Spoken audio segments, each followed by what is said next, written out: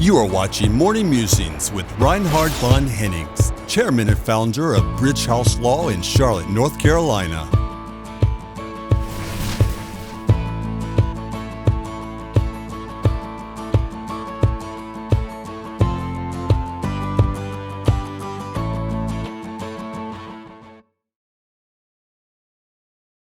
What is vegan leather? Hello, this is Reinhard von Hennigs. And the question could also be added on, what is vegan plant-based leather? Well, let's start with the basics. Vegan leather is a type of leather which is made from alternative sources, as in non-animal materials. In the past, it was also known as faux leather or synthetic leather. However, there are these days many different ways of making vegan leather. The old-fashioned way would be to use polyurethane, PU, or PVC. But nowadays, natural materials like cork, mushrooms, pineapples, or apples are being used to make vegan plant-based leather. The ones are being used are not only fashionable by the fashion industry, but also fashionable by modern ethic standards, because consumers are seeking out vegan leather from an ethical as well as from a sustainable alternative. The fashion industry is one of the largest drivers of plant-based leather, and many major fashion brands and retailers are now incorporating vegan plant-based leather into their collections. This could be either as a substitute for animal leather or a part of their overall sustainability initiative. The fashion industry is therefore a significant user and driver of the plant-based leather. What is the real size of this industry? The exact size of the plant-based leather is at this time difficult to estimate, but there is a rapidly evolving industry research available. According to Grandview Research, the global market for synthetic leather is expected to reach $85 billion by 2025, and there's a compound growth rate of 7.5% over the years from 2019 to 2025. Vegan leather from alternative sources, from renewable sources, is a real alternative. And those alternatives are being taken by the market for their feel, for their touch, as well as for the fashion. For example, pineapple leather is made from the leaves of the pineapple plant, which is harvested and processed to extract the fibers. Those fibers are then woven together to create a non-woven touch. They're coated with a natural polymer, which gives it the feel and the look of leather. Apple leather similarity is made from pomace. It is the leftover pulp and the skin from apple juice production. It is ground up, turned with a powder, and then mixed with some natural polymer, spread over a thin sheet, and then we have it, the leather-like material. So it's renewable, it's fashionable, it's eco-friendly, it is good.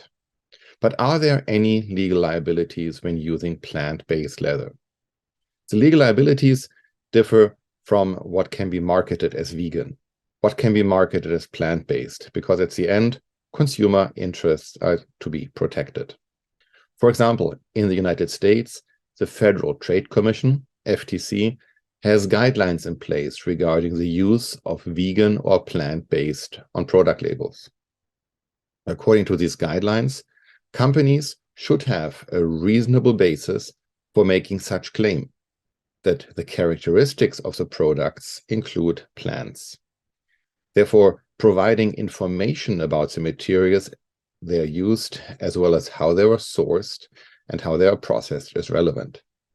I hear stories that companies are now being required to show satellite images to ensure that their crops are not harvested in areas which were formerly being forested.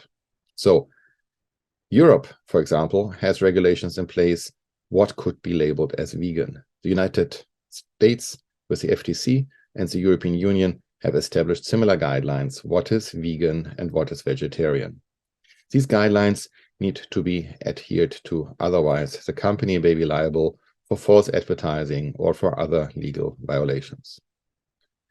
Who is driving this market? I think there are a couple of key groups which could be differentiated. Number one are the ethical and sustainable fashion consumers. Consumers are increasingly concerned about the environmental impact. What is the ethical impact of leather production? And what are more sustainable and cruelty-free alternatives? Then number two, the vegan and vegetarian customers. People who follow a vegan or vegetarian lifestyle may prefer to avoid products which are derived from leather. Number three are the health-conscious customers. Some customers are concerned about the chemicals used in the tanning process by traditional leather production, and they prefer to use plant-based as it's considered to be free of harmful chemicals. And lastly, they are the fashion-forward consumers.